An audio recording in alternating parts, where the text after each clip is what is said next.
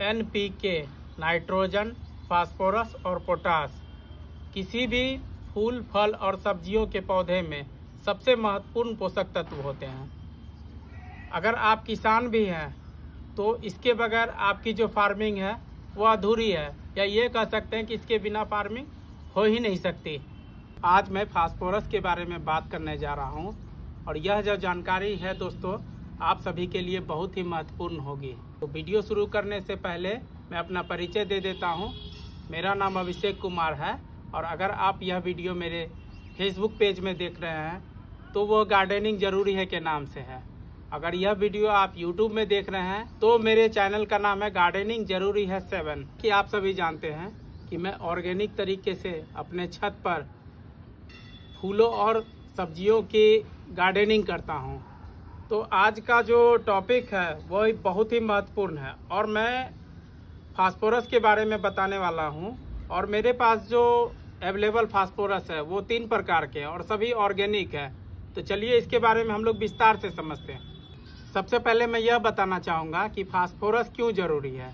तो फास्फोरस जो है किसी भी पौधे की जड़ों का विकास करता है और दूसरा यह काम इसमें है कि फूलों और कलियों की संख्या को जो बढ़ाता है। और इसको इस्तेमाल कैसे करते हैं, तो इसको जो इस्तेमाल किया जाएगा वो सबसे पहले फास्फोरस को जब आप मिट्टी को तैयार कर रहे हैं तो उस मिट्टी में मिला दें, या आप बीज को दे रहे हैं तो बीज के साथ साथ फास्फोरस को भी डाल दें, क्योंकि यह बहुत ही धीमी गति से घुलता है। दूसरा इस्तेमाल इसका यह है कि जब पौधे जो है अपना विकास कर रहा हो तो उस बीच में इस फास्फोरस का इस्तेमाल करना है। और तीसरा समय जब आता है जब ये आपको लगने लगे कि पौधे में फूल आने वाली हो तो उस समय फास्फोरस का इस्तेमाल करना बहुत ही ज़रूरी हो जाता है। मैं अपने छत के गार्डन के लिए 3 तरह का फास्फोरस का यूज करता हूँ। पहला जो है ये बोन मील है दोस्तों। यह 2 तरीका से आता है। एक स्टीम आता है जो दानेदार होगी, लेकिन मैं जो है ये पाउडर के रूप में यूज करता हूँ। दूसरा ये जो है रॉक फास्फेट है दोस्तों, यह भी बोन मील के इतना ही ताकतवर है। और तीसरा ये जो है प्रोम है। प्रोम ये तीनों का तीनों जो है ऑर्गेनिक है। प्रोम का अर्थ होता है कि फास्फोरस रिच ऑर्गेनिक मैन्योर, और इसका इस्तेमाल कैसे करना है ये मैं बता रहा हूँ। तीनों का तीनों फास्फोरस है दोस्तों समान रूप से शक्तिशाली है, लेकिन बोन मील जो है ये सबसे ज़्यादा तब जरूरत होता है जब आपकी मिट्टी का पीएच जो है वो कम है, लगभग 6.5 के लेवल पे हो पीएच मान, तब ये जो ज़्यादा ये ताकतवर हो जाता है। रॉक फास्फेट अगर आपकी मिट्टी क्षारीय है, 7 से अधिक अगर उसका पीएच मान है तो रॉक फास्फेट का इस्तेमाल जो है लाभदायक होगा। अब प्रोम का जो इस्तेमाल है आप किसी भी मिट्टी में, आप मिट्टी के बिना परीक्षण किए हुए आपके जो पौधे लगे हुए हैं, चाहे वो उसकी पीएच ज़्यादा हो चाहे कम हो, आप इसका इस्तेमाल आँख मूंद के कर सकते हैं।